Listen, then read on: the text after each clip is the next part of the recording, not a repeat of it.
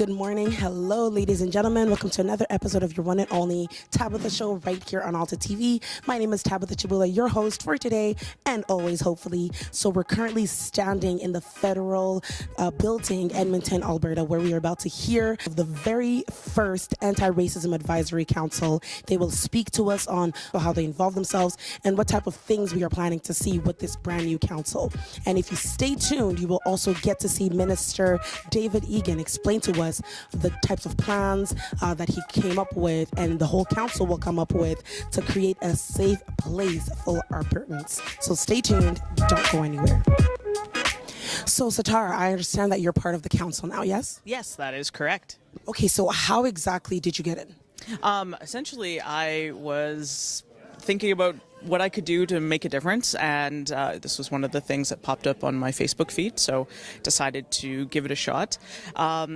I'm really, really happy to be here, but I think that why it's so important for me is essentially, as a person of color and a lesbian, I sort of exist on the margins of society, right? And sometimes I feel like the world just wasn't built for me or for the things I want. And currently in the midst of planning for my homosexual interracial wedding that's happening in the fall, and we're just encountering all of these weird and interesting things about basically not having a playbook. And so what I'm hoping for I can gain from being on this council is to just create a place where you can have those conversations, where you can talk about the difficulties or the strangeness or the hate that sometimes happens. And so I really feel like this is a step in the right direction. There's many, many, many more steps ahead of us, but at the same time, I think we're going to make a huge difference.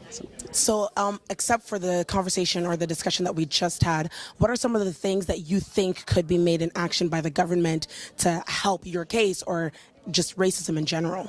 For sure. Well, they just started the Stop Racism website, which is where you can report incidents of hate, not hate crimes. Hate crimes go directly to the police, but incidents of hate. And I think why that's important is just so people have an awareness that it is something that happens. It is something where you get refused service because of your sexual orientation, or you go to a job interview and you get looked at and they say, you know what, we're going to go with someone else before you've even said something. Those are all incidents of hate that need to be reported so that we can actually put together how often, when it happens, where it happens, and then appropriate resourcing can be driven towards that. Because, yeah. So sorry. So are you familiar with any incident of hate that's occurred to you personally, or are you just speaking of a general account what you've heard but not exactly experienced? There's a few different things that I have experienced as like myself. I live in Fort McMurray, Alberta, which is a very conservative town, and there's been a couple times where me and my future wife have been holding hands, and we've gotten some homophobic slurs sent in our direction. There's been times where I have definitely felt uncomfortable being in certain establishments, and there's been times where I've either been refused service or been told to go to a different place. And so those are sort of overt things of racism. There's also been times where I used to work in a large corporation, and one of the things that happened was they would sort of round up myself, a person who was Cantonese, and a person from the Middle East, and whenever they needed a brochure made or a poster or something, and we ended up being kind of like their diversity people. And so it was like, look, we have diversity in our company. And that was not an overt form of racism, but it was something that I think their communications folks weren't really aware of, in terms of you can't just use people as your poster folks to be your diversity, right? It actually has to be something that you are engaging with in an active way. So I think that this council definitely wants to deal with really the homophobia, the xenophobia, and the overt forms of racism, but also to to educate employers and educate essentially Albertans about how it is you deal with things like diversity and race in a real way instead of just checking off a box. Right, exactly. So hopefully with this new council, we are bound to see some changes. I just want to thank you for taking this time and being on the Tab of the Show. Thank you so much. Thank you. So Melody, tell me, how did you hear about this Anti-Racism Advisory Council and how did you involve yourself in it? I seen it on the website because I've been doing advocacy work on racism and discrimination in Southern Alberta, and I seen the advertisement for it, and so I started to apply for it, and I thought I was vetted out, and then got an interview, then thought I didn't make it again, and then got the phone call asking me if I wanted to be on the committee. So you're excited to be here, of course. Very excited. So in light of the discussion that we had earlier today, what are some of the things that you want to see change in? Well, I really think that a lot of systemic racism in the policies in our government and need to be changed. And I'm hoping that this is the start of it to secure the education and the lives of our Indigenous children in Alberta. So you're definitely a voice for the Indigenous people. Yes. Absolutely. So hopefully we'll see change with this. Thank you. Thank you. All right.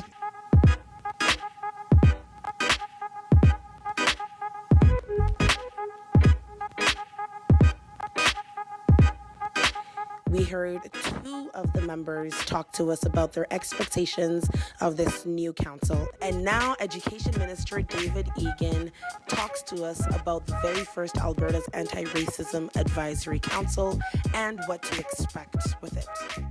Well, good morning, everyone, and thank you so much for the opportunity to speak with you here today. We have convened our Anti-Racism Advisory Council. I'm very proud of the 24 people that have come forward to help to foster acceptance, to promote inclusion, and to build a more safe and secure place for Albertans in which to live and to work and to raise their family. We know that we come from an incredibly diverse population here in Alberta, and we have always been an accepting society. But we must recognize that racism does exist and it needs to be combated in every way possible. So in regards to education, the importance of building curriculum that reflects the diversity of the population that is here in Alberta in 2019, to make sure that we are recognizing the credentials and the experience that people bring in as new Canadians for the work that they might pursue here in the province. I think recognizing foreign credentials is a huge issue that needs to be addressed for individuals and for the sake of our economy as well. And we need to make sure we're creating a safe place for individuals and families in which to work and live, and to ensure that we're building a hate crimes unit, to strengthen the Human Rights Commission, so that people know that we have laws to protect them, and those laws will be enforced as well.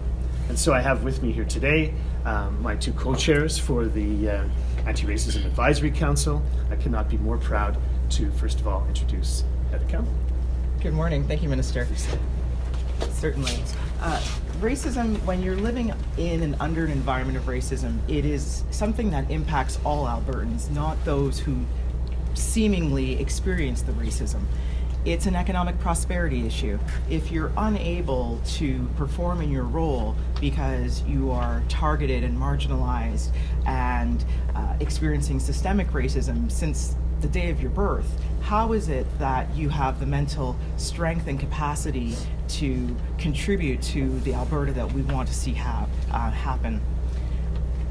The Alberta Anti-Racism Advisory Council is going to put together tangible actions, clear strategies to combat, hopefully eradicate, but certainly address racism in Alberta in a fashion that is collaborative and respectful and creates a space that's safe, healthy, strong, and prosperous.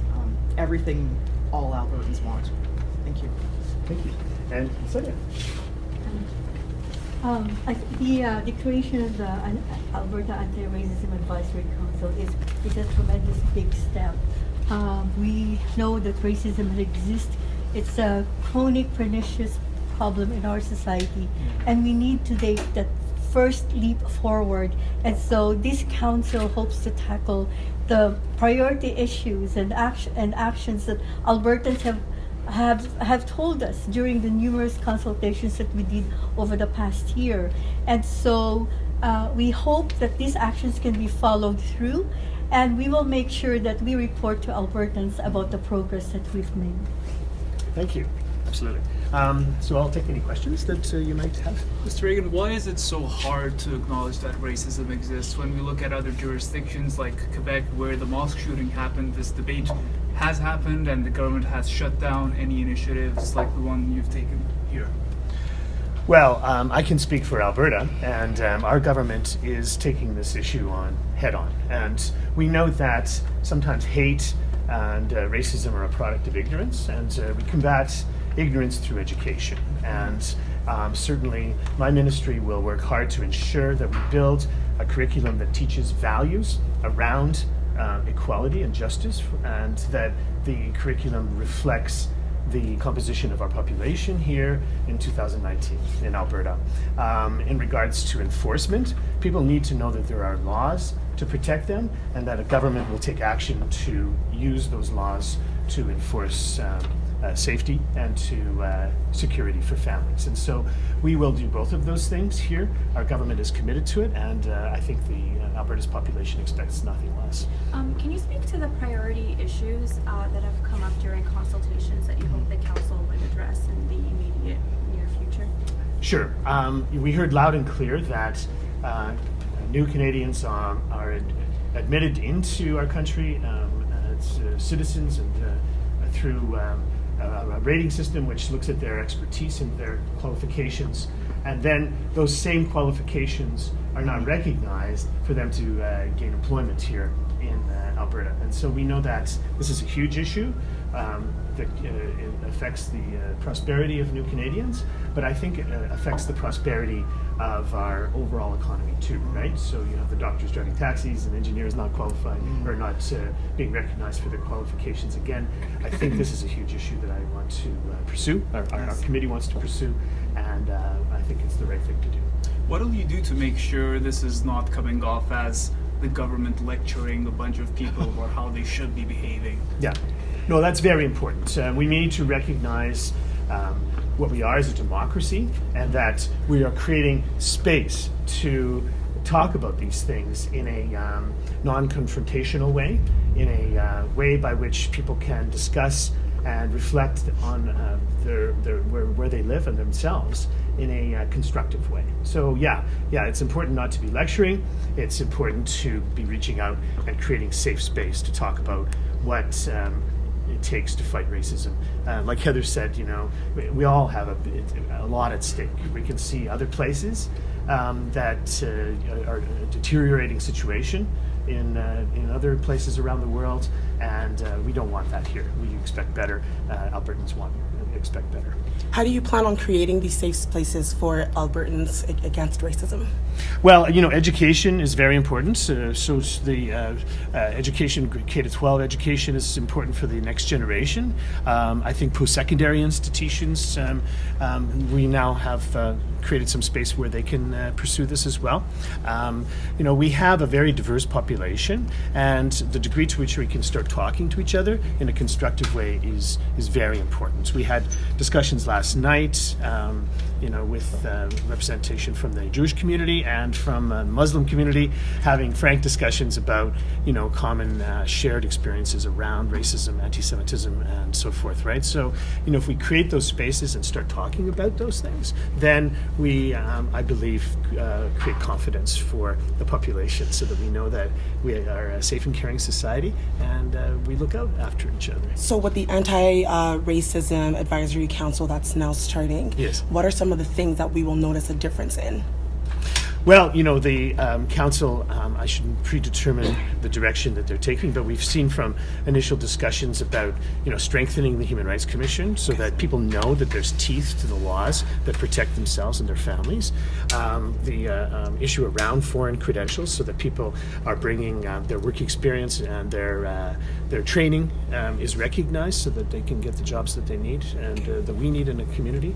And then around curriculum, for sure, right? You know, we are building again, a strong curriculum that will teach these values and have discussed these values and to ensure that people learn about other cultures that are all around them. How did you whittle down to 24 people from more than 300 applicants? It was unbelievably difficult. I mean, the interest that we had for applications was unbelievable. So, you know, we tried to have a reflection of diversity, of geography, of gender, and then experience. So, yeah, I mean, it was an abundance of riches, and I'm just so proud of everybody who applied and can still make contributions. We will, I think, find a way by which we can have this larger group to make a positive contribution, and I think our council will reach out to them. If I can ask an unrelated question, the You betcha. United Conservative Party just held their immigration policy news conference in Calgary, Yeah. and they're saying they want to encourage bringing newcomers into rural communities in Alberta, something that's lacking now, and they're saying that you guys haven't done enough for that. How do you respond? Well, how can we trust Jason Kenney on this immigration issue as a federal minister?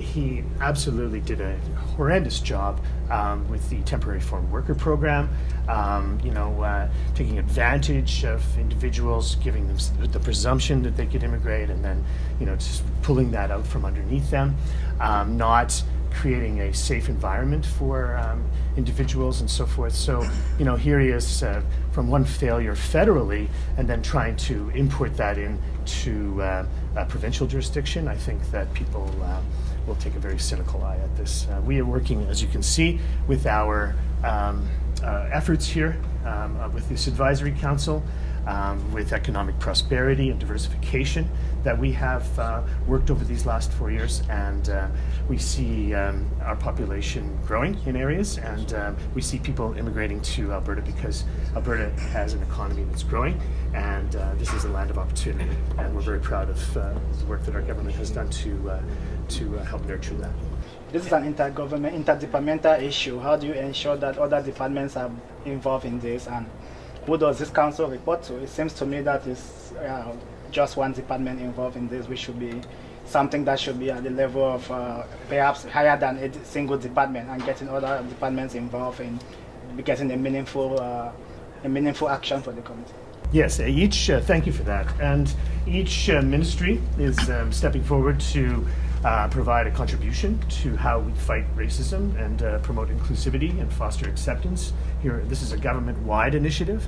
The Premier Notley asked me to lead this, you know, as a minister, but not that it's the work of just the Ministry of Education by any means. We have, for example, the Alberta Justice is where the hate crimes unit would reside, and we know that Labour was looking at the foreign credentials issue and providing education through health as well, because of course this is a big part of the interaction that the provincial government has with the general population. So yeah, no, each ministry is meant to do this work, and again, this advisory council will help us to guide. And so they're reporting to the government, to the cabinet, and it's an initiative that each ministry is taking very seriously, and I'm very proud of the work that people have. Is this going to also be looking at the Alberta government itself? Because from records, Alberta government has under 5% of its senior management staff diverse. Yeah.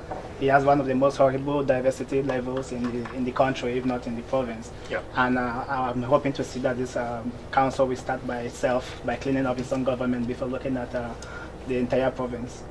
Absolutely. It's, you know, the government of Alberta is the largest employer in the province, and we need to lead through example. And we know that, again, the public service must reflect the diversity of the population as it exists here in 2019.